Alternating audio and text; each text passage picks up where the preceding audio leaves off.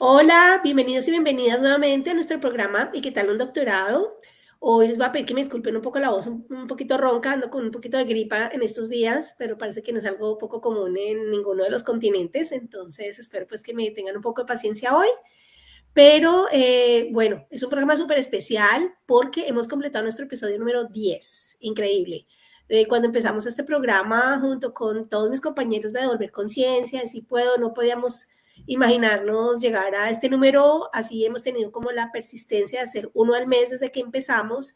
Hay muchos temas que hemos cubierto y hoy es un tema muy, muy interesante sobre química, particularmente química de sólidos y ciencia de los materiales. Nuestra invitada de hoy, la doctora Laura Loaiza, que no solamente es una invitada especial porque tiene mucho conocimiento para compartir con nosotros sobre su experiencia estudiando este doctorado, sino que además ella es miembro fundadora de Devolver Conciencia. Ella empezó esas entrevistas, la han visto tal vez en algunas ocasiones entrevistando aquí conmigo, y pues es para mí un honor, un orgullo tenerla con nosotros para que nos cuente cómo ha sido esa experiencia de sus estudios en el exterior, para que aprendamos no solamente de las partes académicas de estos programas, sino de la experiencia de colombianos y colombianas que salen al exterior. Antes de comenzar, quiero invitarlas a que escaneen nuestro QR. Esta es la página de Si Puedo, donde van a encontrar el resto de videos de los episodios anteriores, donde hemos cubierto diversas temáticas, desde historia hasta filosofía, desde matemáticas hasta neurociencia, y donde vamos a seguir poniendo todos los episodios a medida que vamos avanzando. Nuestro sueño es tener al menos 100 episodios para que todos ustedes en Colombia y en otros lugares del mundo donde nos están siguiendo puedan aprender sobre estos programas académicos. Bueno, muy bien, Laura, bienvenida. Muchas gracias, Caro. Muchas gracias por la invitación y sobre todo muchas gracias por haber tenido la iniciativa de crear este programa Y qué tal un doctorado, que es de suma importancia para todas las personas que en estos momentos se están preguntando si quieren hacer un doctorado o no. Y también muchas gracias a las personas que nos están escuchando en vivo y a los que nos van a escuchar luego. Gracias, claro que sí. Nuestra audiencia es pues realmente muy importante y sabemos que salimos en horarios un poquito diferentes cada vez porque pues dependemos de los horarios de cada persona, especialmente ahora hoy con Laura la tenemos en un continente diferente en el que estoy yo, en el que están los colombianos y colombianas. Entonces yo les pido que nos tengan un poquito de paciencia, que a veces no estamos saliendo como a la misma hora siempre, pero ustedes saben que pueden siempre acceder a nuestros episodios después de que los salimos en vivo. Entonces, bueno, empecemos con la primera pregunta para Laura y es, cuéntanos un poco, por favor, cómo fueron esos inicios, de dónde eres, dónde creciste y un poquito cómo llegaste a tener ese interés por la química. Bueno, yo soy originaria de Salento, Quindío, pueblito turístico. Estudié allá la escuela primaria y el colegio, una parte lo estudié allá en el colegio de Salento y otra parte en el colegio de Armenia. Y bueno, yo creo que yo desde pequeña, pues no tenía como muy claro exactamente si me iba a ir por las ciencias o no. Me gustaba mucho también la literatura y el arte, entonces como que no sabía exactamente qué era lo que quería estudiar, pero igual siempre estaba como siempre tocando un poquitico de las ciencias y todo eso. Y tal vez cuando terminamos el colegio, pues no sabía como mucho exactamente. Yo tenía como en mente que quería ser científica, pero no sabía exactamente qué era lo que tenía que estudiar para ser científica. Entonces ahí tuve como yo he visto en la televisión, veía en Discovery Channel toda la gente que hacía investigación en los laboratorios y todo eso, pero no sabía como qué es lo que estudian estas personas para poder hacer ese trabajo que hacen. Y pues empecé estudiando biología en la Universidad del Quindío, pero ahí fue como donde ya empecé a ver otras materias, como más en sí, que más en ciencia, más biología, más química. Y ya ahí fue donde ya yo dije, bueno, la química es lo mío, es lo que me gusta, tal vez esto es lo que yo quiero seguir estudiando. Y al semestre siguiente me cambié para química. Ah, estás en mute, Caro. Gracias, yo que me puse el nudo el día de hoy para no estar aquí tosiendo encima. Pero muy interesante lo que nos cuentas, Laura, porque tú, digamos, uno, primero que todo, cuando uno está niño, cuando está en el colegio, uno se imagina a los científicos de unas maneras muy simpáticas, un poco como esos perfiles allá metidos en un laboratorio con pipetas, haciendo pues experimentos. Y, ¿cómo llegó la ciencia a ti? ¿Cómo la experimentabas en esa época? ¿Tenías acceso a laboratorios en tus colegios? O sea, ¿podías acceder a algo en actividades extracurriculares? Pues no mucho. En la escuelita no teníamos ningún laboratorio, creo que en el colegio tampoco, no teníamos como muchas prácticas en sí. Pero mi mamá trabajó por muchos años como auxiliar de laboratorio en el hospital. Entonces, digamos que yo ese mundo del laboratorio, como de ver microscopios o pipetas, pues ya era como más familiar porque pues, mi mamá trabajaba en eso y a veces pues iba y la veía. Y entonces como que ya tenía una figura ahí. Pero también muchas veces fue como por iniciativa propia, como que yo veía un libro y yo le decía, padre o mamá, cómpreme este libro, que yo quiero aprender un poquitico más de esto, y ellos me lo daban y como que empezaba a estudiar un poquitico más por mi cuenta. Pero ya cuando ya empecé a ver lo que era prácticas del laboratorio, fue ya cuando estaba en la universidad. Bueno, entonces tú entraste a la Universidad del Quindío y la Universidad del Quindío, ¿dónde queda? Digamos, ¿estaba cerca donde tú vivías? ¿Tenías acceso? ¿Te tocó mudarte? ¿Cómo fue toda esa experiencia de llegar a la universidad? Y pues parece que ya tenías muy claro qué querías estudiar, pero ¿cómo fue esa llegada a realmente enfrentarte al mundo de la química en vivo en la universidad? Sí, bueno, la Universidad del Quindío tiene la sede principal en Armenia, Quindío, pero también hay otras sedes en otros municipios de zonas aledañas. Y pues hay un poquitico de diferentes carreras. En mi caso, pues estaba en las ciencias básicas. Y pues mi primer día en la universidad, pues no, súper bien. A mí me gustaba mucho la universidad. O sea, a mí el colegio casi no me gustó, pero la universidad sí me gustó mucho. Ahí fue como donde ya empecé como a ver exactamente lo que yo quería estudiar y como que a explorar ese potencial. Y yo me mudé de Salento a Armenia cuando ya pues recién terminaba el colegio a los 16 años y pues ya empecé a vivir solo, pero igual viajando cada vez que quería a Salento porque igual son 40 minutos, media hora lejos. Y pues era más fácil vivir en Armenia simplemente como por cuestiones de transporte y porque a veces me quedaba hasta tarde trabajando con los compañeros, entonces como que era más fácil que viviera allí a que viajara todos los días. Y otra cosa que se me olvidó mencionar fue que en esta época, cuando presenté los exámenes del ICFES, pues casualmente me fue mejor en lo que era literatura y filosofía, fue como la nota máxima para mí, y en ciencias no me fue tan bien, pero igual alcancé a pasar para la carrera, pero como que eso le da a uno, lo pone a uno a dudar, como que, ay, yo sí seré, esto sí será lo mío, tal vez escojo otra cosa, pero igual ya, cuando ya fue que le empecé a estudiar, fue que ya de verdad ya me di cuenta, sí, esto es lo que yo quiero estudiar química, me interesa, la química está en todas partes, es una ciencia muy, muy bonita.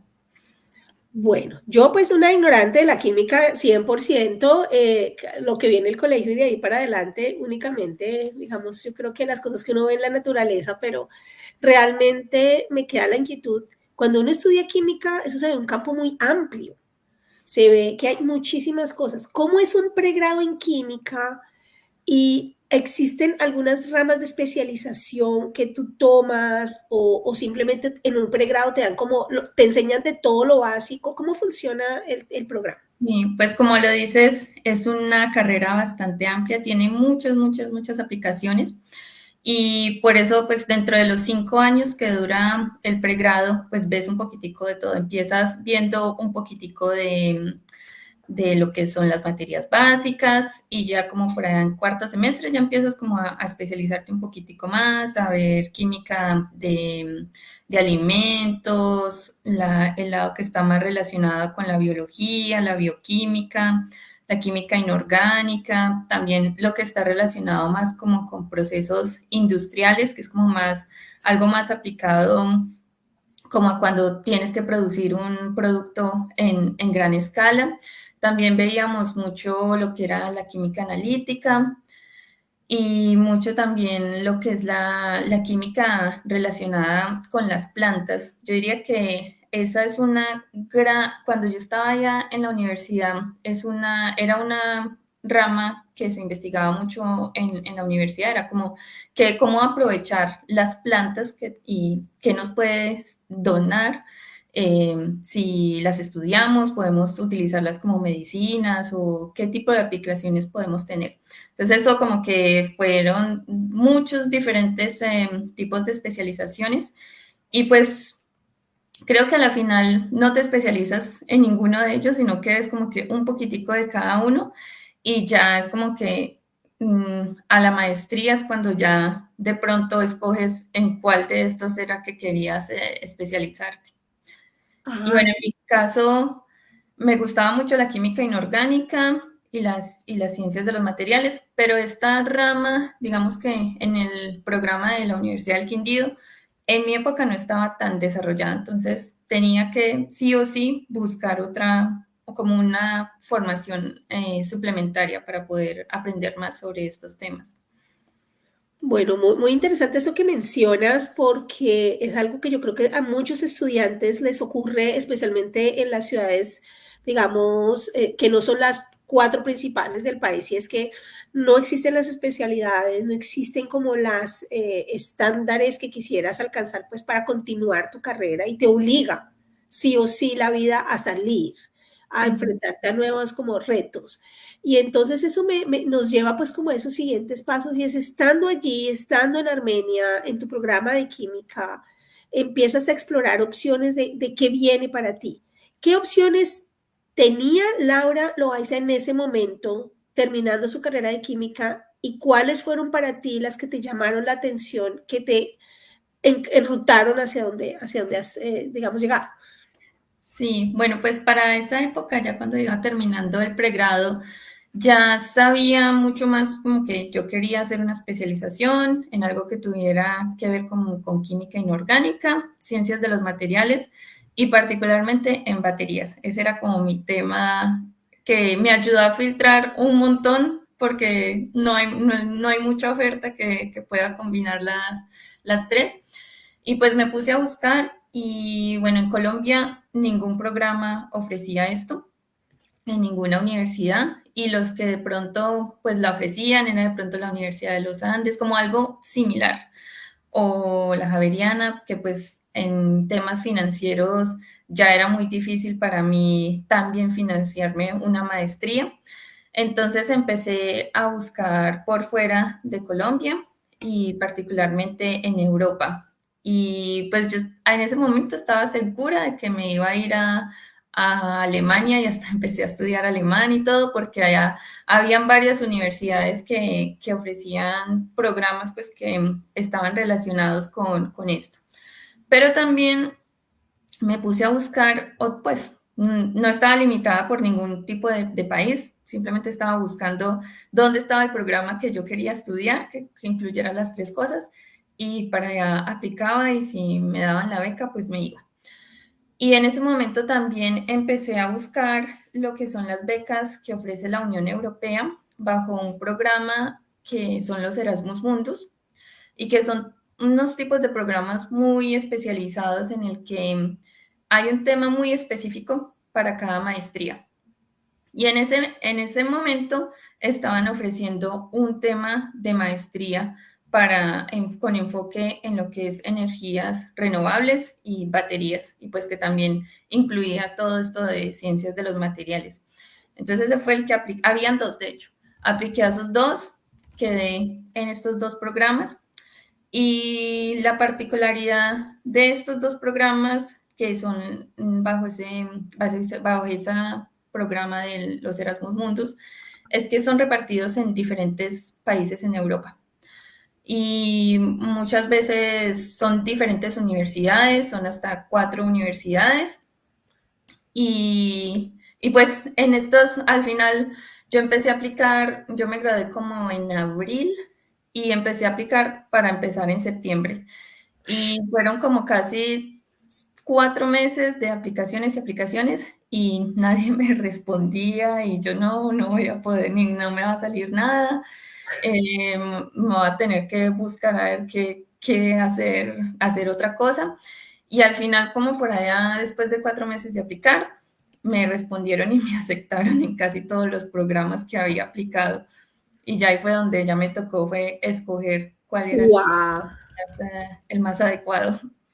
Bueno, entonces yo quiero pues que vamos un poquito atrás en el tiempo. Qué interesante eso de llegar, de ir de, yo estoy buscando aquí estresada, que no me sale nada, qué angustia, ahora estoy escogiendo. O sea, eso es un Sí, sueño maravilloso. Te sí. felicito por eso, qué emoción. Pero entonces volvamos un poquito hacia atrás. Entonces tú, digamos, algo que quiero rescatar de tu conversación definitivamente muy valioso, es que tenías muy claro lo que querías estudiar, con una alta especificidad en este campo de la química. Sí. No estabas como, bueno, voy a inspirar algo en la química orgánica, a ver qué sale, sino que realmente habías encontrado una pasión.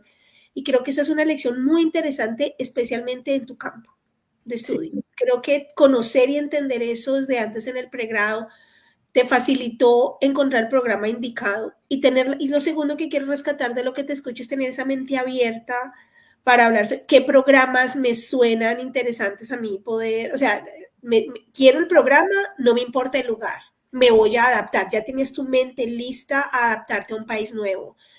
Entonces, yo quiero preguntarte, aparte de esos dos comentarios que hago sobre lo que te escuché, ¿qué piensas que fue valioso para poder lograr conseguir esta beca?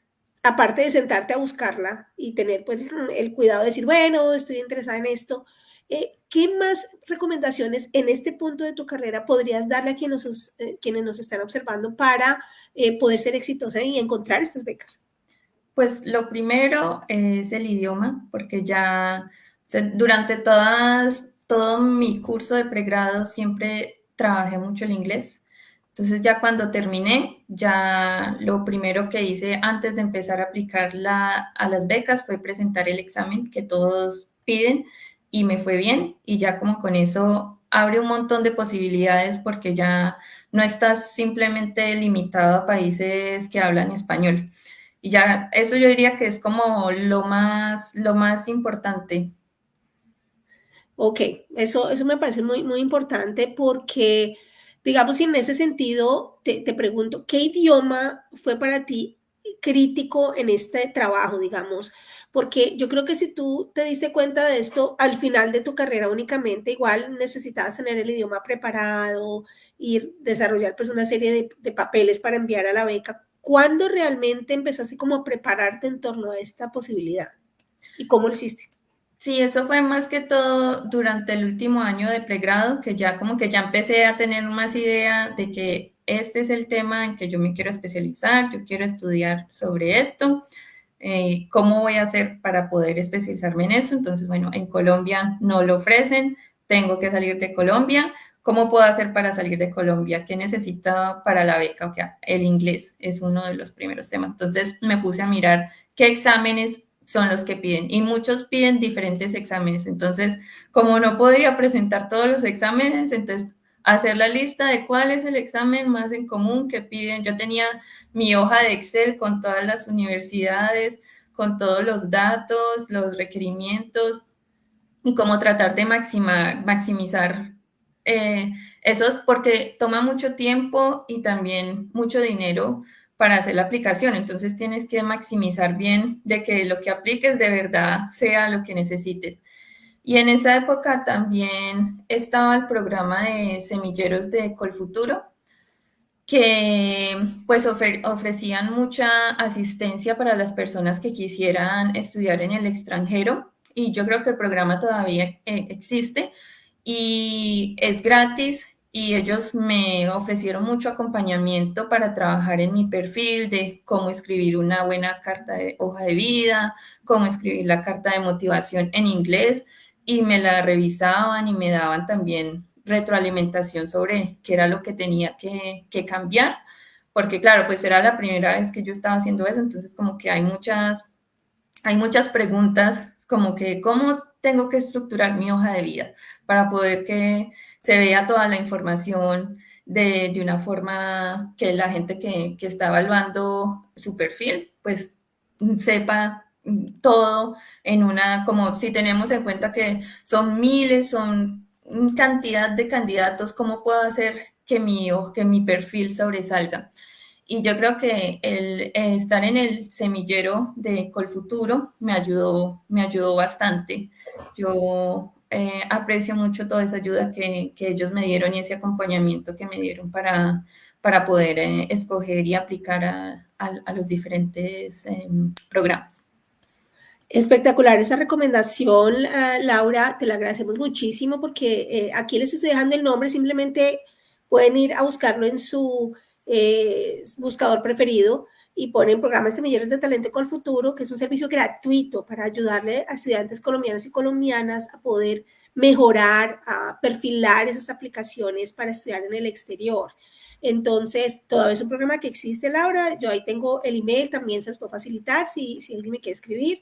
Pero por ahora simplemente los invito a que se acuerden que esto existe porque es algo valiosísimo para las aplicaciones y a veces lo que nos ocurre es que no tenemos muchos miedos, ¿no? Muchos paradigmas, yo que voy a poder porque es que yo no estoy en la ciudad principal, es que yo no sé inglés, es que vamos a buscar las opciones, están ahí y pedir ayuda es parte de las actividades principales para poder ser exitoso en estudios, no solamente en el exterior, en Colombia mismo. Muchas veces nos da miedo preguntar y Laura misma se dio cuenta, bueno, al menos averigüé y me di cuenta que el programa que quiero no está en Colombia. Sí. Si no, te quedas con, ni siquiera lo averiguas, sigues la vida y ¿dónde estarías? En un lugar diferente. Entonces hay que tener esa iniciativa muy, muy importante.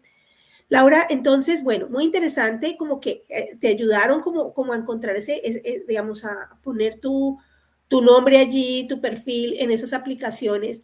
Nos contabas mucho que las aplicaciones son costosas. Cuéntanos un poquito sobre ese punto y por qué de pronto, digamos, un estudiante que tiene que tener en cuenta en ese sentido es como una serie, una inversión, ¿cómo funciona? Sí, pues eso depende mucho de la universidad. Sobre todo porque dependiendo del programa o de la universidad, muchas veces pagas una cuota y te dicen, por ejemplo, en Alemania es así, pagas una cuota, no me acuerdo de cuánto era, como unos 100 euros, 150 euros más o menos, y te daban el derecho a aplicar a unos 3 o 4 programas. Y eso era como todo lo que tenías que aplicar. O sea, hay muchas universidades en Alemania, pero en tu búsqueda tenías que hacer todo el filtrado máximo porque solo podías aplicar a 3 o 4. Hay muchos otros, por ejemplo, en la Unión Europea, los que pertenecen a los Erasmus Mundus, que también tienen un límite de programas a los que puedes aplicar. Son 3 programas máximos, pero no pagas nada. Entonces depende mucho de la universidad y del tipo de programas a los que estés aplicando, si puedes pagar el fee o no. Y también que la mayoría de estos programas requieren que muestren una forma de validar el inglés, un examen. Y estos exámenes, pues por lo general en Armenia, no sé, bueno, en mi época no los tenían disponibles, así que me tocaba que ir a otra ciudad, que bueno, lo más cerquita era Cali, y me fui hasta Cali a presentar el examen y había que pagar pues todo eso. Entonces, ya esos son cosas que hay que adicionar a todo lo que es hacer una aplicación. De acuerdo. Muy, muy interesante. Y eso es algo que tienen que tener en cuenta los estudiantes porque así apliquen a becas o apliquen directamente a universidades y tienen que hacer, digamos, una aplicación, hacer un pago para ese procesamiento de la información. Casi todas las universidades, si aplicas directamente, lo van a requerir. Muchas becas no son gratuitas las aplicaciones o un costo mínimo, pero hay un costo. y hay que estar Sí. preparados para este tipo de, también hay papeleos que son, por Exacto, ejemplo, sí, se me olvidaba que también hay que vale, apostillar comenta. todo, hay que apostillar todos los diplomas y sobre todo como yo estaba apuntando a universidades donde el idioma oficial no es el español, entonces me tocaba que traducir con un traductor oficial todos mis diplomas y todas mis notas. Entonces eso también, y luego mandarlos al ministerio para que los autentifiquen y bueno, todo eso también cuesta y va aumentando el monto de lo que es hacer una aplicación. Totalmente de acuerdo, Laura. Y eso es un tema muy, muy importante mencionar, y es que por eso les decimos que muchas veces he tenido algunas personas de nuestra audiencia que nos dicen, ay, yo quiero aplicar para irme ahorita estamos en febrero, en marzo casi ya. Me dice, yo pues estoy aplicando para irme ahorita en agosto. Que ese es un tema bastante difícil, casi que yo diría imposible, porque requiere meses la aplicación, el papeleo, casi que uno, así como una regla casi que general, no sé si Laura me soportaría en eso, yo solamente he hecho aplicaciones en los Estados Unidos y en España, y realmente tú tienes que empezar a aplicar un año para irte al año siguiente. Sí, exacto, sí, al menos Básicamente, o un sea, año no de es como que me voy preparación. este mismo año. Sí, tiene que ser al menos un año de preparación mientras preparas todo y también que buscar el programa, irse universidad por universidad, eso también toma mucho tiempo. De acuerdo, entonces quería como adicionar eso porque en cada programa tratamos no solamente de contarles sobre el tema puro del campo de estudio de la persona que hemos invitado, sino que también se lleven nueva información sobre las aplicaciones, que es lo que hay que hacer. Mirar programas como el nuestro es muy útil porque ustedes aprenden también de la experiencia, personas que ya han pasado por ahí, y en todos los programas hemos aprendido algo nuevo, cómo nos preparamos, con cuánto tiempo, qué implica aplicar a un programa en Estados Unidos, en Colombia, en Europa, en Australia. Entonces queremos que nos vayamos nutriendo de esa información. Bueno, muy bien, Laura. Volvamos a nuestra historia. Y entonces tú estabas aplicando a maestrías, hiciste la beca Erasmus, hiciste aplicaciones directamente también. Entonces, cuéntanos ya, digamos, ¿cómo fue? ¿A qué te llamaron y cuáles fueron las características que te ofrecieron como beca o programa en el que estabas aplicando en lo más descriptiva que pueda ser? De verdad, creo que puede ser muy útil para nuestro público. Sí, bueno, es como les venía contando, me aceptaron en varios programas, entonces, bueno, ya empecé como a filtrar cuáles me ofrecían beca o cuáles el programa era pues mucho más. Perdón, te interrumpo, Laura. O sea, ¿había programas que no te ofrecían beca? Sí, habían programas que no ofrecían becas, sí. Pero como yo quería estudiar, entonces como que bueno, apliquemos y ya después, como Colfuturo también ofrece becas, pues ese era como mi plan B. Si no conseguía la beca directamente con el programa, pues entonces la gestionaba por Colfuturo. Y pues ya empecé como a filtrar más ese tipo de cosas. Por ejemplo, en Alemania, una de las ventajas de Alemania es que, y en Francia es que no pagas educación, o sea, ni todos los programas son gratis, pero conseguir la beca de manutención es más difícil. Entonces eso había como que tenía que pensarlo, que habían programas que estaban muy de acuerdo con lo que yo quería hacer, pero que no necesariamente me ofrecían también la beca de manutención. Y pues estaba el programa, o que ya podías aplicar a la beca de manutención, pero no te la daban inmediatamente, la dan de pronto si tienes muy buenas notas, si eres entre los mejores promedios. Bueno, siempre hay otras opciones, pero pues al menos la ventaja es que allí no, la educación es gratis.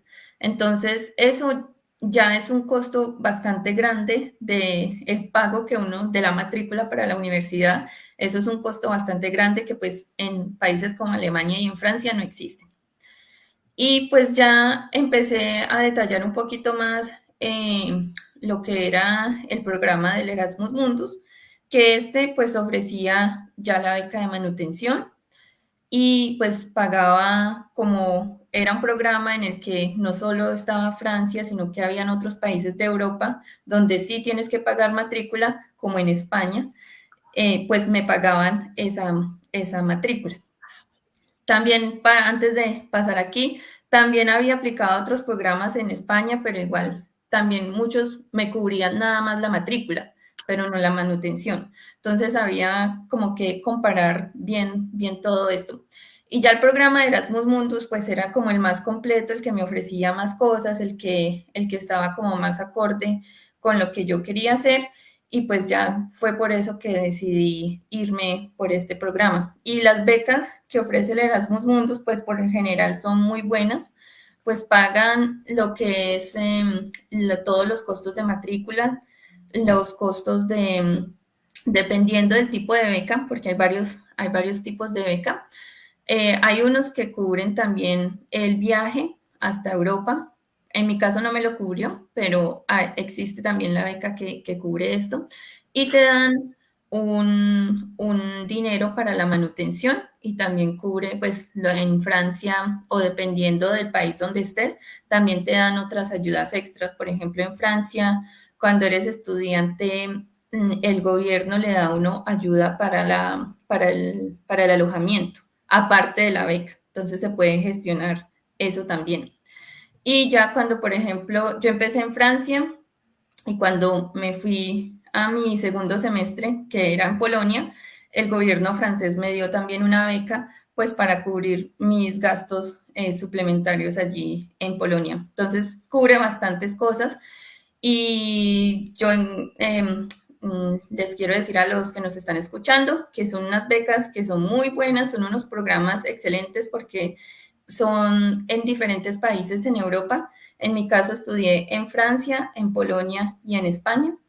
Y por lo general son varias universidades y cuando te gradúas pues tienes el diploma de las diferentes universidades. Entonces es un programa que es bastante completo y por lo general pues son maestrías que tienen unas temáticas muy específicas. Por ejemplo, ahora y van cambiando cada año, cada 5 años van renovando todas las temáticas. Por ejemplo, ahorita encuentras muchas temáticas que están relacionadas con la energía, con energías renovables y todo esto.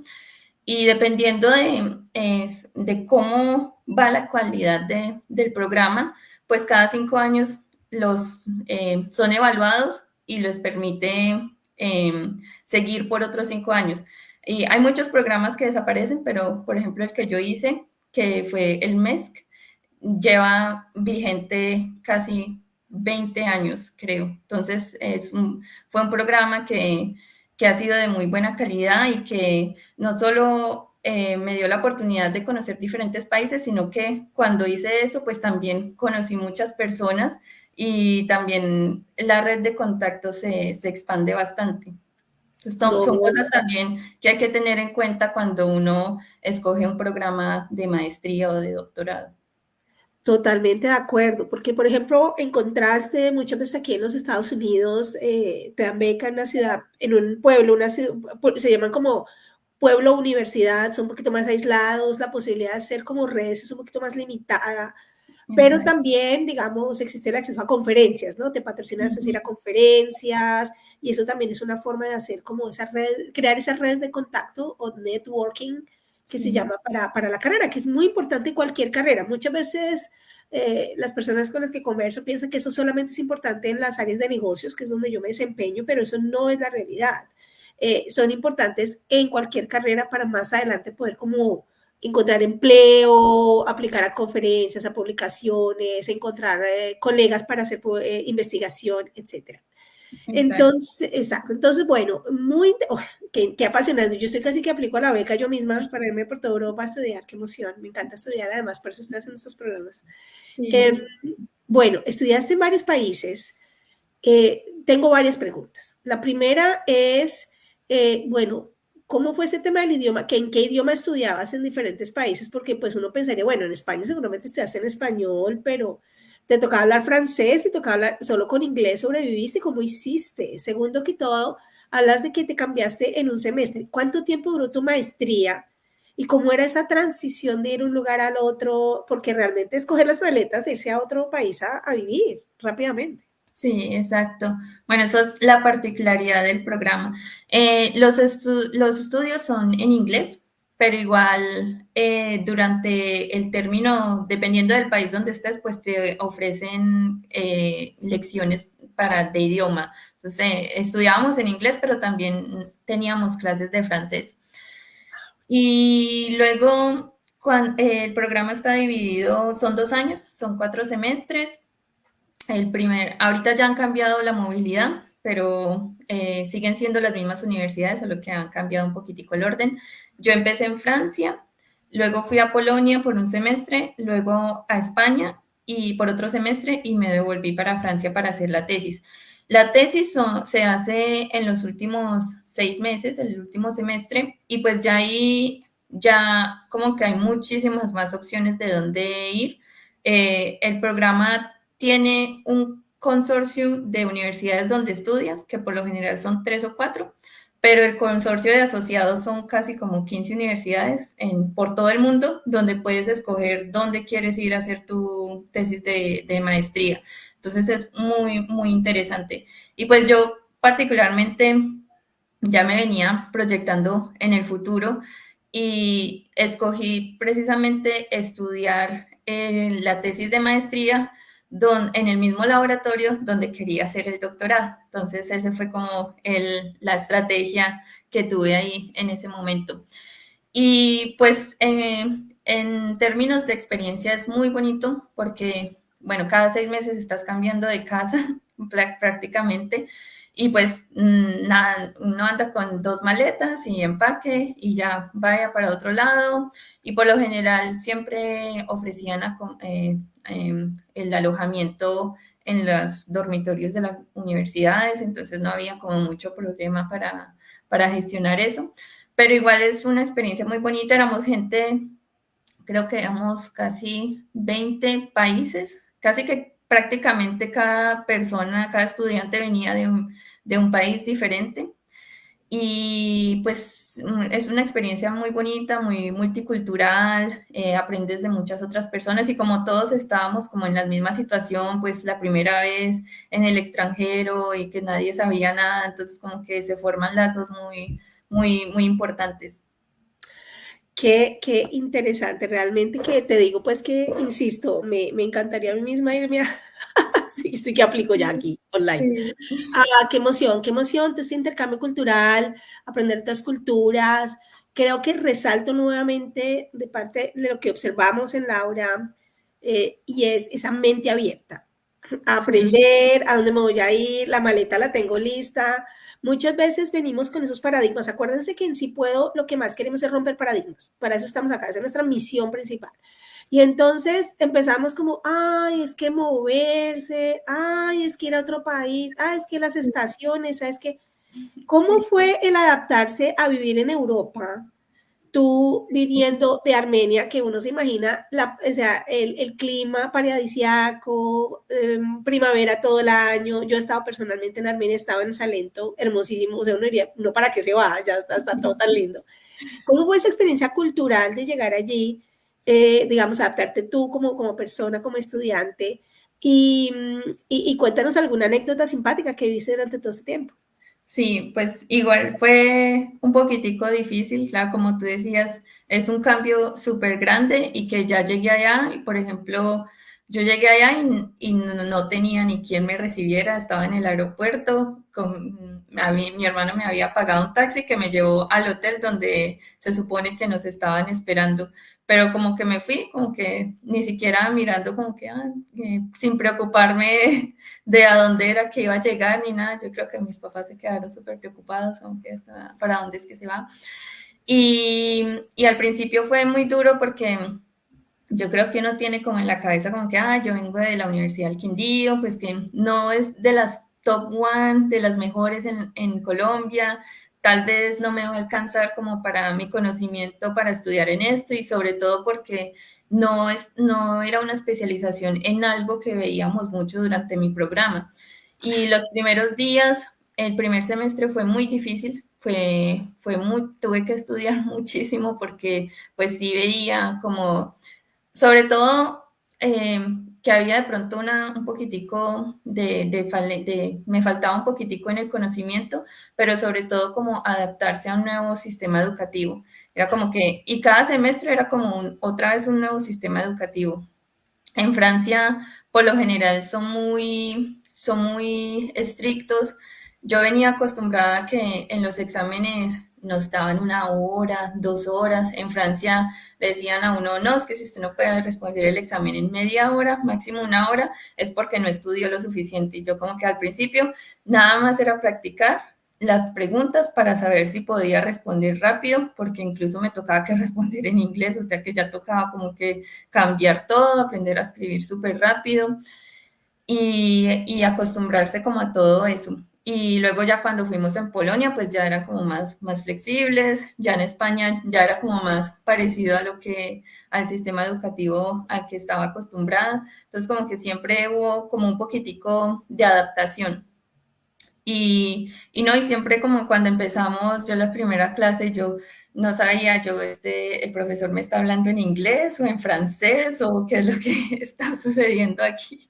Y como que llegar ahí y además que era la única mujer en el grupo, No, éramos gracias por compartir eso. Sí, nos dividieron en varios grupos y en el que yo quedé era la única mujer, entonces como que ya eso también pone otra barrera por encima de que ya tenía como que más presión en que tenía que estudiar mucho más, pero igual tuve compañeros muy amables que yo les decía, vean, no entiendo esto, yo veía que para ellos era todo muy fácil y yo, ay, bueno, me explica cómo es esto y muchos de ellos se sentaban conmigo a estudiar y yo también estudiando cada vez que salía de clases a seguir estudiando y pues con esfuerzo logré pasar el semestre. Qué interesantes historias, sobre todo esa de que eras la única mujer en el salón y sé que no es un único caso, lo escuchamos también mucho en las áreas de ingeniería, en las ciencias básicas, ciencias naturales, en que esto ocurre, que esperamos que deje de ocurrir, Sí, especialmente cuando estamos hablando en Colombia, queremos que haya muchas más profesoras, mucha más diversidad, pero no solo la diversidad per se, sino que cualquier persona lo puede hacer que nos sí, sintamos como hablar, bueno, me tocó con un salón lleno de hombres, bueno, listo, hagámoslo, sí, vamos a lograrlo, lleguemos con la mentalidad de la posibilidad y no con la imposibilidad encima. Bueno, exacto. excelente, sí, eso pues lo digo acá yo porque como soy profesora de liderazgo, pues perdón, se me sale por aquí uno que otro mensaje subliminal. Pero bueno, entonces, Laura, maravilloso, no, qué historia tan maravillosa. Yo me quedo aquí hablando contigo todo el día, emocionadísima de esta historia de Europa, sobre todo porque no hemos tenido antes una historia como esta de Erasmus Mundus tan interesante. Entonces, bueno, este programa se llama ¿Y qué tal un doctorado? Y no hemos ni siquiera llegado hasta allá, porque yo me la pasaba entusiasmada con tu maestría, que creo que también es muy valioso. Cuando hablamos de los doctorados, muchos de los programas de los que hablamos requieren ese paso intermedio de la maestría para lograr llegar al doctorado. Veo que esto particularmente se vuelve muy importante en países como Europa, lo hemos visto también en Sí. México. Aquí en Estados Unidos es muy importante, sobre todo si tú eres un estudiante que viene del extranjero, como que hacer esa maestría te ayuda a acoplarte. Cuéntanos para ti, desde tu experiencia, Laura, cómo fue, digamos, esa transición hacia el doctorado. ¿Cómo llegaste a identificar, primero que todo, que querías hacer un doctorado? Y segundo que todo, ¿cómo te sirvió esta maestría para lograr enrutarte hacia ese camino? Sí, bueno, pues aquí viene algo muy importante y es lo que les hablaba al principio de los contactos. Y es que estar en los cuatro, en diferentes países, pues me permitió también hacer muchos contactos. Y lo bueno de este programa que yo hice es que también hace parte de una asociación de laboratorios en Europa que por lo general tratan de que los estudiantes que se gradúan de esta maestría, pues los acompañan para que sigan como doctores en alguno de estos laboratorios que pertenece a esta asociación. Y antes de pasar a esto, se me olvida decir también que en Europa, como mencionabas, es casi que obligatorio creo que en todos los países de tener una maestría antes de pasar al doctorado. Entonces, pues hice mi tesis de maestría en el mismo laboratorio donde hice mi doctorado. Y pues yo estaba sí, haciendo mi tesis y me gustó mucho lo que era la investigación y todo esto. Y pues mi tutor de tesis de maestría me dijo que por qué no hacía un doctorado, por qué no continuaba, que él tenía que él podía ayudarme a postularme para la beca para el doctorado, que él necesitaba un buen estudiante para postular la beca y que pues que si yo decía sí, pues entonces me quedaba. Y yo, bueno, pues sí, ¿por qué no? Y ya así, él me ayudó a hacer la aplicación y todo eso, porque ya entonces era otro sistema, ya era hacer una aplicación en Francia, ya es como otra vez repetir el proceso de hacer la hoja de vida, la carta de motivación y todo esto. Y esta vez, pues, tomando todavía muchos de los consejos que aprendí con el semillero de talento de Colfuturo, pero también mi tutor de maestría, que también fue mi tutor de doctorado, pues me ayudó bastante a hacer este proceso. Wow, interesantísimo eso que nos cuentas, Laura, sobre todo porque escuchamos muy comúnmente, escuchamos en las entrevistas que hemos realizado, incluso en que tú me has acompañado, que es muy importante generar esa muy buena relación con profesores, con investigadores y que ellos te vean, digamos, la maestría casi que te ofrece esa ventana a que vean la calidad de estudiante que eres, que puedes llegar a ser como asistente de investigación, si tienes pues las ganas, la persistencia, como la habilidad, ¿cierto?, de estar allí a hacer ese trabajo y ellos te llaman en algunas ocasiones. Muchas veces algunos de nuestros invitados nos han contado, invitadas, que, es que mi profesor en Colombia me vio que yo pues estaba más o menos pues como bien y un profesor lo llamó, oiga, tiene estudiantes de doctorado, quiero alguien de doctorado, y dice, yo tengo ese estudiante de mi maestría y lo mismo. Entonces, tener una buena relación con los profesores y verlos, yo diría un poquito como, ese es mi jefe, es mi líder y también respetarlo y no solamente estar como, es que mi asesor, qué pereza, me pide hacer tarea, no, mira, este profesor. Sí. No, mira, él es un elemento, es una persona que es muy, muy relevante en la carrera, especialmente cuando hablamos pues del mundo del doctorado. Creo que eso que tú dices de relacionamiento y no solamente con todos mis compañeros, sino también con los profesores. Y creo que Laura, digamos, ahí nos deja una lección muy, muy interesante. Pasando pues, digamos, a otro tema, entonces tú simplemente seguiste derecho pues hacia el doctorado de esa maestría en Francia. Sí. Entonces, ¿ese doctorado fue solo en Francia o fue parecido a Erasmus Mundus maestría que te pusiste por todos lados? Esa es una pregunta que tengo. Y la segunda, ¿en qué se diferencia el doctorado de la maestría que venías realizando? Sí, bueno, fue solo en Francia, pero ahora esta asociación de laboratorios que te había contado también han creado, creo que el año pasado, hace 2 años empezó, van a graduar los primeros egresados de un programa de doctorado que es similar al del Erasmus Mundus. Haces tu doctorado en diferentes países de Europa y es bajo la asociación de becas de Marie Curie. Entonces eso también es algo para que miren, luego les voy a poner los enlaces y también es un programa también en que haces tu doctorado al menos en 2 diferentes laboratorios de Europa, entonces te permite como que aplicar diferentes especialidades. Pero en mi caso, pues en mi época todavía no existía el programa y pues me quedé en Francia únicamente, pero con la diferencia de que el laboratorio donde hice mi doctorado, pues es el laboratorio que coordina todas estas iniciativas. Entonces, estar allí me permitió conocer un montón de gente porque siempre habían estudiantes y profesores que venían y iban y como que siempre había algo que aprender de ellos y que luego todos estos contactos que hice durante mi doctorado, pues me fueron muy útiles ya cuando terminé el doctorado y ya quise como que mirar qué es lo que voy a hacer después del doctorado. Entonces es súper importante lo de los contactos y también de tratar de hacer el doctorado en un lugar que haya mucha afluencia de conocimiento, de investigadores, porque no solo es aprender del tema de uno, pero también aprender un poquitico de las otras personas, de los compañeros, porque uno nunca sabe cuándo puede utilizar, cuándo puede necesitar ese tipo de conocimiento. Y pues el doctorado, en la maestría, me especialicé en baterías y el doctorado pues fue como la continuación de esta especialización. y ya como más, más con un tema como un poquitico más específico que lo que veíamos en la maestría era como muy general y ya en el doctorado pues sí ya tomé algo como muy específico y ya pues bajo la guianza de mi tutor, como aprender a hacer la investigación, el diseño de experimentos por mi cuenta, el análisis de resultados. También me mandaba a diferentes laboratorios, pues hacer diferentes experimentos, pues como te decía, es un laboratorio que coordina muchas actividades, entonces yo decía, yo quiero hacer este experimento, entonces me mandaban para allá a hacer el experimento por unos días, y pues claro, eso también me permitió aprender muchas otras cosas, pero también hacer muchos más contactos.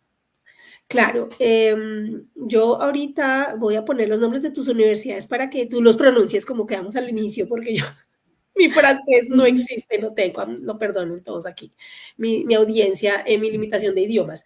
Pero algo que quiero que nos cuentes un poquito con más detalle ahora y es de qué se trata, digamos, ya sabemos que hiciste en varios países tu maestría, te quedaste en Francia en el doctorado.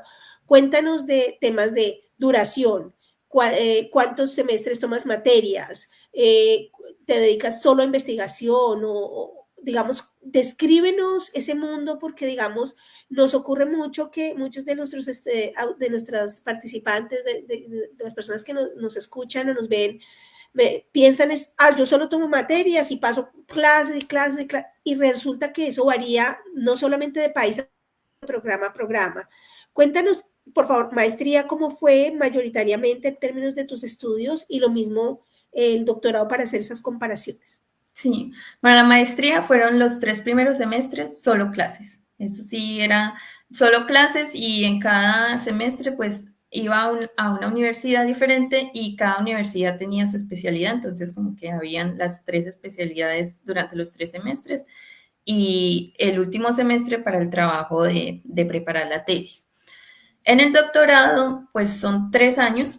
Por lo general es el tiempo que toma un doctorado en Europa, con la excepción de algunos países como aquí en Suecia, que puede llegar a ser 4 años, pero creo que por lo general 4 años viene siendo el límite de años para hacer el doctorado. Sí, bueno, la universidad donde estudié el doctorado es la Universidad de Picardie Jules Verne en Francia, en Amiens.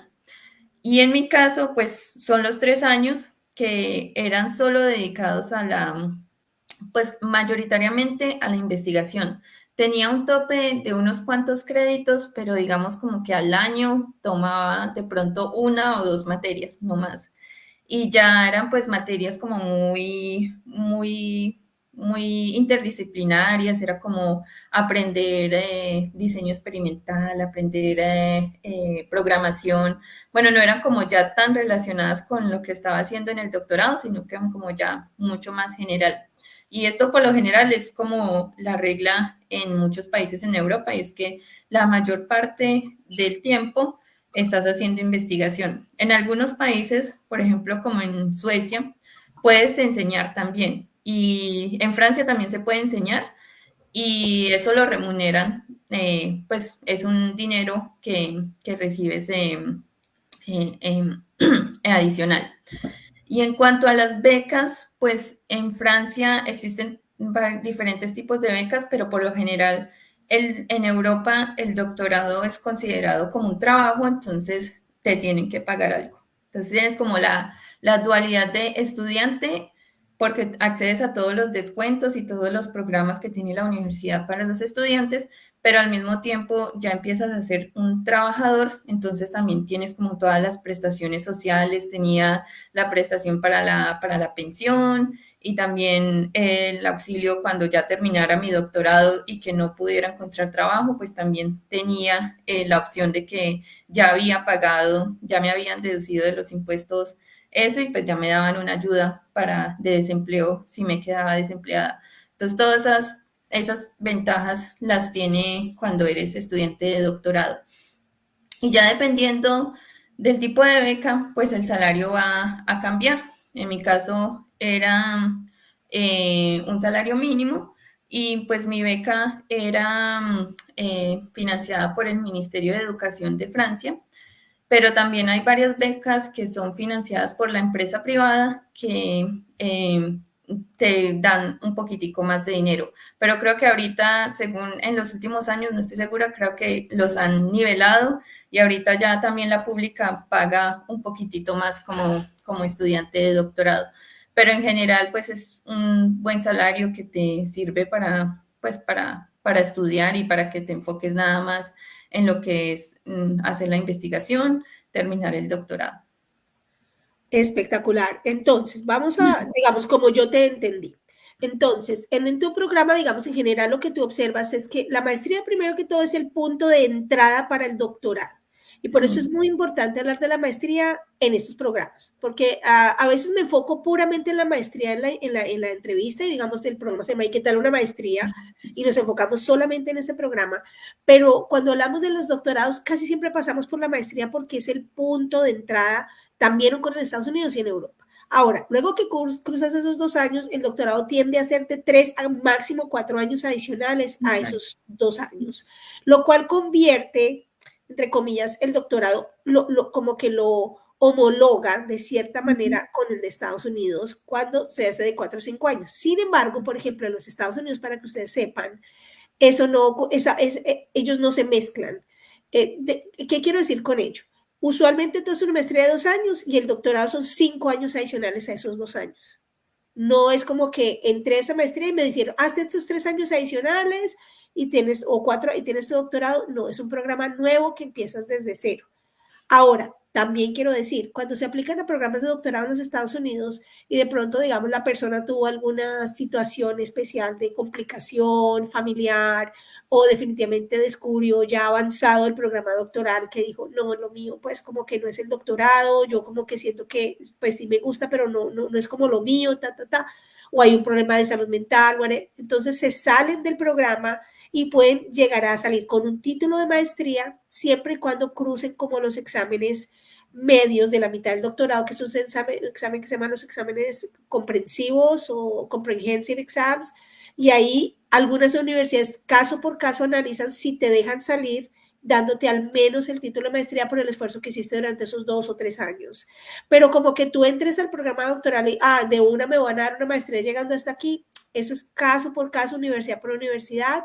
Entonces varía y quería como contrastar ese tema con Laura. Entonces digamos que Laura, lo que Laura hizo podría llegar a requerir en los Estados Unidos, por ejemplo, unos 7 años aproximadamente. Si te pones muy pilo, conozco estudiantes muy juiciosos, juiciosas, que sacan un doctorado en Estados Unidos en 4 años, son casos pues específicos, se volvería lo mismo, maestría 2 años, programa doctorado en 4 y saldría la misma cantidad de tiempo que nos contaba Laura. Maravilloso. Siguiente pregunta que quiero hacerte, Laura, muy importante para nuestra audiencia es, ¿qué requerimientos piden las universidades para graduarse? Nos contaste que en la maestría necesitabas una tesis, una tesis. ¿Nos podrías escribir un poco cuáles son las particularidades de una tesis de maestría y qué requisitos necesitabas para graduarte del doctorado? Sí, bueno, pues la tesis simplemente requiere que tú pases un tiempo entrenándote en algún laboratorio. No hay ninguna, y que luego reportes tus experimentos en una tesis. Pero más allá como de que sean muy rigurosos los requerimientos, ¿no? Porque pues igual eres un estudiante de maestría, es la primera vez que estás haciendo eso, entonces como que son muy flexibles. Luego que tuve la sustentación de la tesis y bueno, como te decía que es un programa en el que hay muchas universidades, entonces hay un montón de profesores y la sustentación de mi tesis me daban como 10 minutos para la presentación y 15 minutos para las preguntas y eran como un panel como de 20 profesores porque todos los profesores que estaban en el consorcio pues asisten a la defensa de tesis y siempre en el programa en el que yo estoy son 2 días en que todos los profesores están ahí y cada estudiante pasa y te hacen preguntas, entonces como que hay que prepararse para eso. Y ya para el doctorado, como requerimientos, pues ya eso varía mucho dependiendo de la universidad, pero por lo general lo que en la universidad donde yo estudié, en la Universidad de Jules Verne, los requerimientos, pues obviamente escribir la tesis, y tener un artículo científico publicado, no importa en qué revista, no hay como un requerimiento ahí, y haber ido a presentar los resultados en alguna conferencia internacional. Y pues obviamente tener su panel, aprobar el panel de discusión de la tesis de doctorado, que pues en Francia por lo general son 4 personas que están en el jurado y siempre son como 2 horas ahí, 40 minutos de presentación y el resto casi que una hora y media en preguntas y discusión con el panel. Ya luego el panel se reúne y ya determinan si le dan a uno el título de doctorado o no.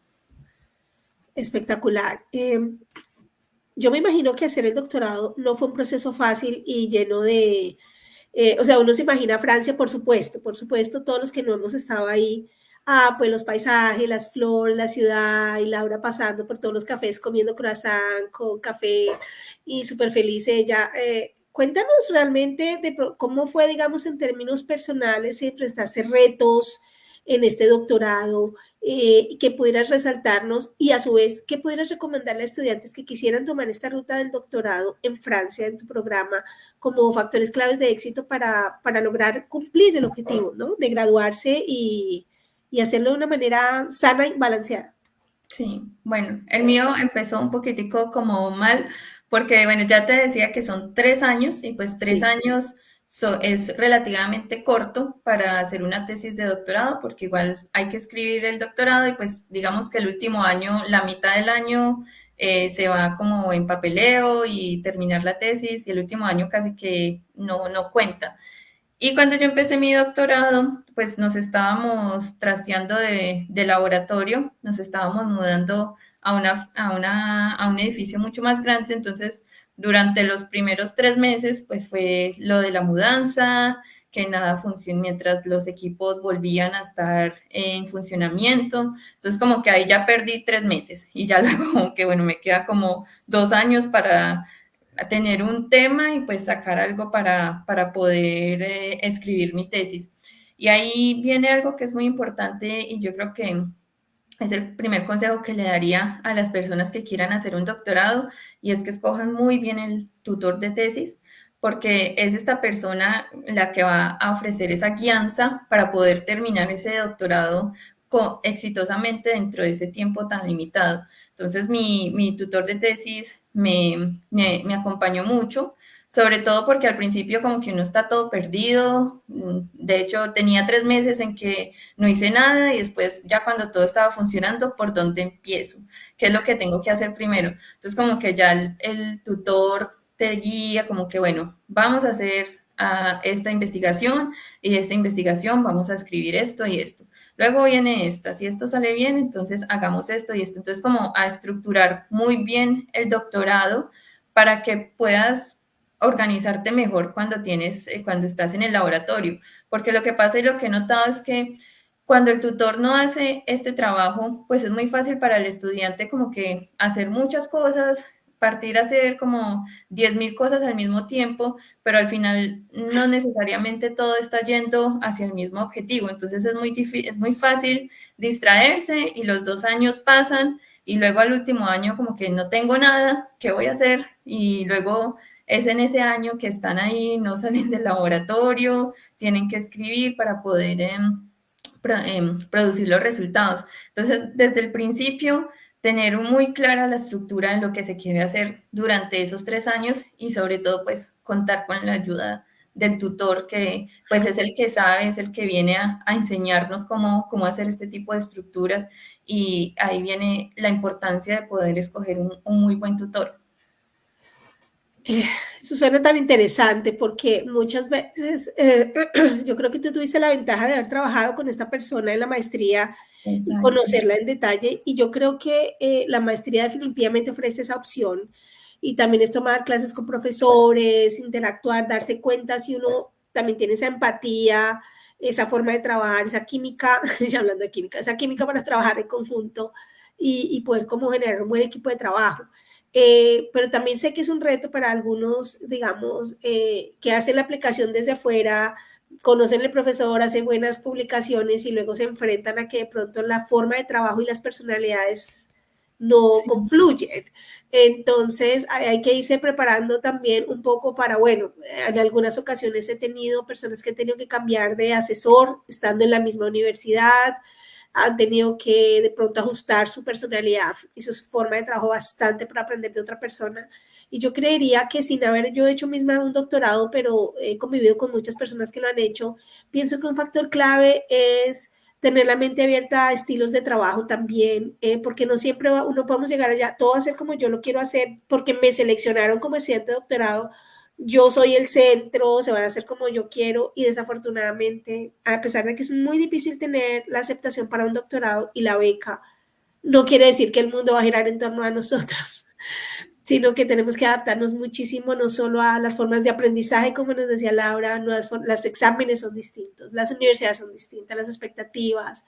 Entonces, mente abierta en todos los momentos. Creo que eso es muy valioso de esta entrevista con Laura. Laura, bueno, aproximándonos un poco ya al cierre de esta entrevista, que ha sido súper, súper interesante, quisiera preguntarte, bueno, terminaste tu doctorado, hiciste tu preparación, ¿cómo fue tu experiencia de la tesis en particular? Sobre, si nos puedes compartir un poquito sobre qué la hiciste y en qué manera se conecta este tema de la tesis que realizaste con lo que viniste a hacer posteriormente, que es la estancia postdoctoral. Sí, bueno, y antes de que pasemos a eso, también cuando hablas de tener mente abierta y que no el mundo vuela a través de nos rodea.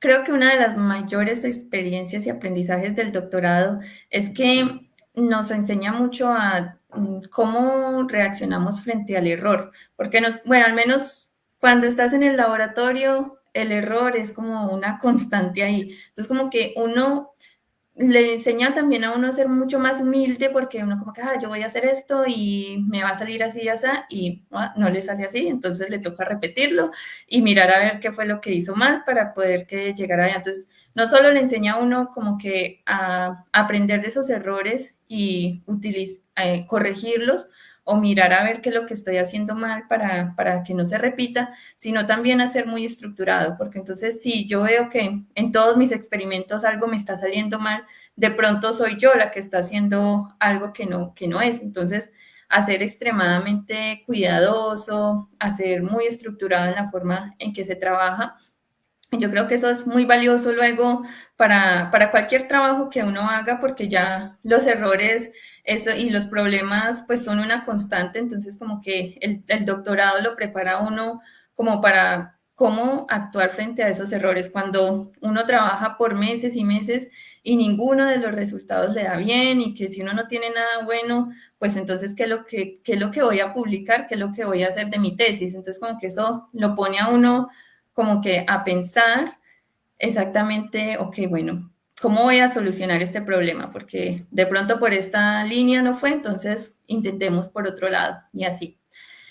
Y, y bueno, mi doctorado pues fue especializarme mucho en lo que son materiales para baterías, y también viene como desde la maestría, viene todo el mismo hilo conductor. Y ya cuando terminé mi doctorado, pues mi tutor fue un buen, no ha sido, un muy gran mentor conmigo. Y como que él me dijo, bueno, entonces ahorita ya terminamos el doctorado, ¿qué es lo que quiere hacer? Existe estas y estas posibilidades. Entonces yo le dije, bueno, no, yo siento que de pronto 3 años, pues para hacer este doctorado no fueron suficientes, siento que necesito aprender un poquitico más, entonces yo quiero seguir estudiando.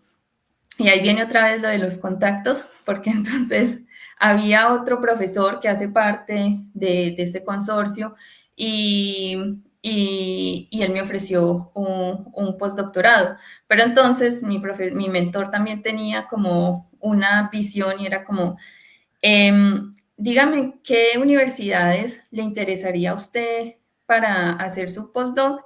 y luego contactamos a estos profesores y los ponemos como jurados de su tesis para que de una vez pues se pueda introducir y la conozcan y que de pronto tienen una posición abierta, pues entonces ya sepan que usted está ahí disponible. Y pues así fue como conseguí el postdoc, porque pues ya el profesor, con el profesor que trabajé luego para el postdoc, pues fue hizo parte de mi jurado de doctorado. Entonces, también esa es otra estrategia como para que lo conozcan a uno y que esos contactos siempre van a llevar como a la etapa posterior. Wow, interesantísimo. Sobre todo la estrategia de tu asesor de contactar anticipadamente potenciales profesores que podrían invitarte a hacer el postdoctorado. ¿Qué es un postdoctorado? Bueno, ahí en el postdoctorado, pues ya empecé continué mi investigación, pero ya de una manera mucho más independiente. En el doctorado, pues todavía era muy dependiente de mi tutor, como que cada vez que algo no salía muy bien, pues siempre estaba él ahí como para guiarme. Ya en el postdoc, ya era mi trabajo guiar a otros, entonces ya como que ya se vuelve uno mucho más independiente en el trabajo, pero también aprende un poquitico más sobre la guianza y sobre aplicar lo que yo aprendí con mi tutor de doctorado en los estudiantes mucho más jóvenes. ¿Es el postdoctorado el camino más obvio para alguien que se gradúa de tu doctorado? ¿Es el único camino? Bueno, esta es una gran pregunta y que yo la tuve después de que terminé el postdoc y ya que me puse a pensar, y yo, bueno, ya, ¿qué hago ahorita? Porque ya hice como todos los diferentes etapas que te plantean, pero ¿qué sigue después del postdoc? Y aquí viene como algo, pues fue una historia un poquito de muchas decisiones, porque por lo general en la universidad y en la academia, en mi campo, lo que le dicen a uno es que uno hace la maestría, el doctorado, el postdoc, varios postdoc, y luego aplica como ser profesor asistente y eventualmente se vuelve uno profesor.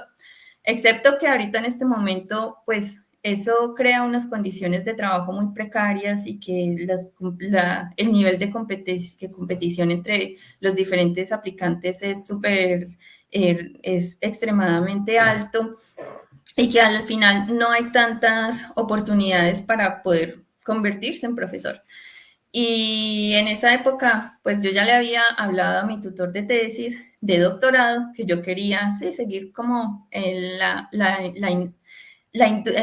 academia y eventualmente volverme profesora, pero tampoco tenía como muy claro cuáles eran las opciones disponibles cuando terminaba ese postdoc y que pues también es totalmente válido para cuando alguien termina un doctorado.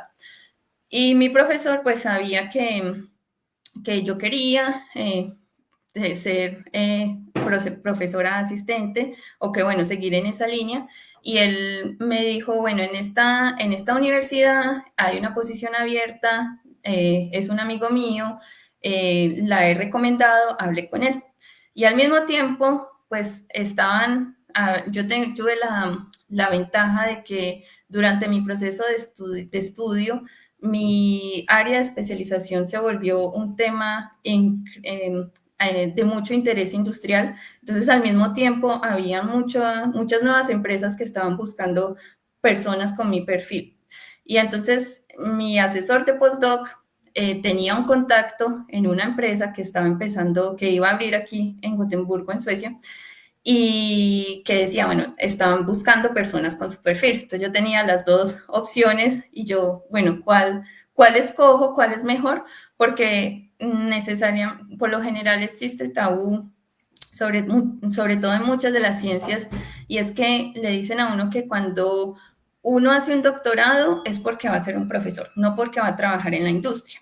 Que si el objetivo de uno es desde el principio trabajar en la industria, pues el postdoc, el doctorado y todos esos estudios no se los validan y no tiene sentido hacerlos si uno va a trabajar en la industria. Entonces, hay muchos tabúes al respecto y sobre todo también que existe también como la concepción de que la gente que se va para la industria después del doctorado o del postdoc son los que no son buenos, los que no aguantaron y no pudieron seguir la presión de la academia, entonces se fueron.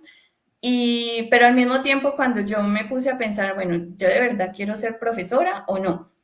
Y cuando me puse a pensar en las opciones que ese camino me daba, pues eran muy limitadas, porque en general tenía que seguir sí o sí de pronto haciendo otro postdoc, porque las universidades requieren que uno tenga un perfil extremadamente bueno para poder aplicar para la única posición que está disponible, que encima de aplicar de ser muy bueno, pues tienes que enseñar, tienes que hacer investigación y tienes que conseguir dinero para el grupo de investigación. Entonces, hacer todo esto al mismo tiempo. Y cuando me puse a mirar como a pensar y analizar, yo, bueno, pero tal vez este no es el camino que quiero coger, tal vez yo solo quiero hacer investigación, pero no quiero enseñar o no quiero estar pasando mi tiempo escribiendo, escribiendo proposals para poder conseguir dinero para el grupo de investigación. Y a la final también cuando me puse a analizar, y es que yo creo que las universidades muchas veces no le reconocen todos los estudios y los esfuerzos que han hecho los candidatos, porque a la final te piden hacer todo eso, trabajar un montón, y al final el sueldo no es tan bueno como uno esperaría. Entonces dije, bueno, tal vez me voy por la industria y pues me arriesgo a que de pronto todo lo que la gente dice de que vas a hacer un trabajo monótono, de que no te van a validar el doctorado, la experiencia, me arriesgo a que eso tal vez pueda ser verdad, pero puede que también sean solo tabúes que hay que desmentir. Y pues decidí irme por la empresa privada a trabajar en el Instituto de Investigación y pues allí estoy muy bien, todavía hago investigación, no creo que trabajo con gente que son muy brillantes y no estoy haciendo algo monótono y me han valido toda la experiencia que tengo. He aprendido muchísimo, pero también he podido contribuir muchísimo con el conocimiento que adquirí durante todos estos años. Entonces, yo creo que ahí las universidades están fallando un poquito en de verdad darles orientación a los estudiantes cuando terminan el doctorado o el postdoc, de que no necesariamente ser profesor es la única opción. Espectacular esa recomendación y nos encontramos con no muchos o muchas que han explorado esta opción de salir del doctorado o postdoctorado a trabajar en la industria. Tú eres una de las pocas que se ha arriesgado, pero creo que le ha ido muy bien, y ha demostrado. Y hay muchas compañías también en muchos campos como Google, como Facebook, que contratan profesionales con doctorado, con postdoctorado, para realizar investigación. No son pocas las compañías que lo hacen alrededor del mundo. Dos preguntas. La primera, ¿cuánto tiempo se demora un postdoctorado en general? Y segundo, ¿qué distingue un postdoctorado del doctorado? Digamos, en términos, ¿es otro programa de estudios? ¿Es otro título académico para que le contemos al público? Bueno, el postdoctorado por lo general son 2 años en Europa. Normalmente son 2 años y pues es incluso un poquitico, es como el doctorado, que la única diferencia es que no tienes que hacer un reporte, pero es como un doctorado, solo que en menos tiempo, porque igual tienes que producir muchos más papeles, muchos más artículos científicos, pero el tiempo es mucho más limitado y que al mismo tiempo pues también tienes que empezar a cuidar y hacer mentoría de los estudiantes mucho más jóvenes y como que empezar a tener un poquitico más de responsabilidades en el laboratorio, por ejemplo, ser responsable de ciertos instrumentos o de ciertos cursos de ciertas clases. Bueno, ya adquieres como más responsabilidades, pero al mismo tiempo tienes que generar conocimiento y hacer investigación. Claro, súper. Sí, muchas veces en Colombia escuchamos la palabra postdoctorado y pensamos que es un título profesional y realmente es más como un trabajo en el Exacto, que ya sí. estás ejerciendo tu conocimiento adquirido en la maestría, en el doctorado y que tienes más, digamos, autonomía guías a otros, pero puedes llegar a hacer varios postdoctorados y acumularlos porque pues que haces investigación en un campo, luego te gusta complementar con otro, ir a una universidad, a la otra, y yo tengo conocidos que tienen hoy en día 9 postdoctorados, 8 postdoctorados porque se quedaron en ese mundo y les gustó en hacer investigación, dedicarse y no están amarrados a una sola universidad, es una opción también. Bueno, cuéntanos ya para ir cerrando, Laura, ¿qué haces hoy en día? ¿Dónde estás? ¿Desde dónde me estás saludando hoy? Cuéntanos un poquito del lugar donde vives y qué haces, digamos, en tu trabajo, qué hace Lobo. Bueno, yo ahorita en estos momentos estoy en Gotemburgo, en Suecia. Y bueno, todo eso que estudié de baterías durante todos estos años me sirvió mucho para estar ahora en Novo, que Novo hace parte de la Volvo, la compañía fabricante de carros, y también hace parte de Norvolt, que es una nueva empresa que fabrica baterías. Y el objetivo principal de Novo es diseñar y producir las baterías que van a ir en los autos eléctricos de Volvo de aquí a 2026. Entonces, mi trabajo cotidiano es eso, precisamente aplicar todos esos conocimientos que adquirí durante todos estos años para poder diseñar una batería que va a ser producida dentro de unos cuantos años. Entonces, todavía voy al laboratorio, hago mentorías de los jóvenes, de los chicos que están como, que tienen menos experiencia y aprendo también mucho. Yo creo que la ruta de la educación avanzada que promovemos en nuestros programas, la invitación es que, digamos, el mensaje es nunca paramos de aprender. Yo enseño, por ejemplo, y encuentro que al enseñar aprendo casi que más que cuando estaba estudiando. Por eso me encanta enseñar, me actualizo, aprendo, me encanta. Bueno, Laura, para primero de todo darte nuevamente las gracias por todo lo que nos has enseñado el día de hoy, has compartido tantas experiencias interesantes. La última pregunta que tengo para ti es la que tú conoces. ¿Qué te hubiera gustado escuchar en esos momentos que estabas, pensémoslo, digamos, en tu carrera, cuando estabas en Armenia, volviendo allá, tratando de pensar qué hacer con tu futuro y hay otras Lauras allá en Colombia pensando yo quiero llegar a ese nivel en el que Laura está hoy en día y conocer todos sus países, estudiar en varias nacionales, en varias áreas del mundo, trabajar en una empresa.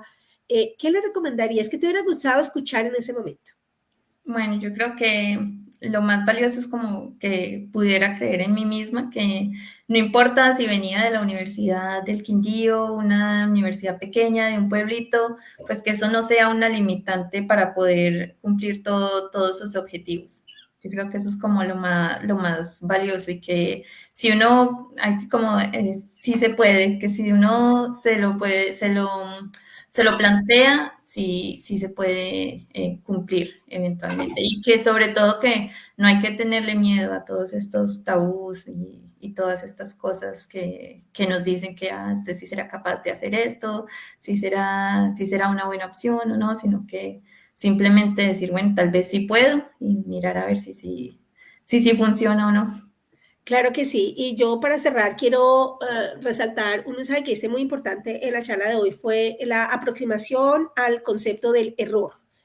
Y es que fallar no significa darse por vencido ni pensar que hasta aquí llegué y es el último momento en el que me voy a enfrentar a esto, sino que el error es aprendizaje. El error significa que tengo que llegar a repensar, bueno, ¿qué estoy haciendo mal? De pronto, ¿cierto? ¿Qué puedo mejorar? Es muy probable que en las aplicaciones que Laura hizo recibió aceptaciones, pero también recibió rechazos. Y es Exacto. muy factible que lo recibas tú también cuando hagas tus aplicaciones. Y también la invitación que nos deja Laura es prepárate muy bien, utiliza los recursos disponibles. Hay profesores en tu universidad que ya hicieron doctorado, hay personas que han viajado al exterior, está el servicio con el futuro, están nuestros programas. Hay tantos elementos para investigar que tienes hoy a la mano. No te rindas, busca ser recursivo o recursiva para poder cumplir tus sueños gracias a la educación. Laura, muchísimas gracias. Te invito a que te despidas de nuestra audiencia. Hoy nos alargamos en la entrevista, pero yo me había podido quedar aquí hablando contigo mucho más. Muchísimas gracias por todo lo que nos enseñaste. No, muchísimas gracias a todos por habernos escuchado, Carolina, por haberse tomado este tiempo y por la invitación. Y sobre todo, sí, planteesen esas metas y no tengan miedo a arriesgarse a cumplirlas, ¿sabes? Porque de alguna u otra forma siempre van a llegar a cumplir sus objetivos. Claro que sí. Aquí les quiero pues recordar que nosotros tenemos nuestros programas constantes. Todos los programas anteriores están en nuestra página de Si Puedo y eh, en el Facebook de Devolver Conciencia, que ahorita mismo estoy tratando de encontrarlo aquí dentro de mis banners, pero por supuesto que cuando yo busco las cosas, hoy ya la encontré. Entonces, no busquen nuestros programas anteriores, vamos a seguir teniendo estos programas en los siguientes meses, una vez al mes nos vemos. En vivo, acompáñennos, háganos preguntas, gracias por los comentarios por aquí. Tuvimos un comentario que no le leí a Laura, de Luzda Alzate, desde Salento para el mundo. Felicitaciones, Laura, qué bien que nos acompañan. Compartan nuestros programas, inviten a otros y a otras, inviten a todos y a todas a soñar. Sí somos capaces de lograr muchas cosas. Nos vemos en una próxima oportunidad. Chao. Chao.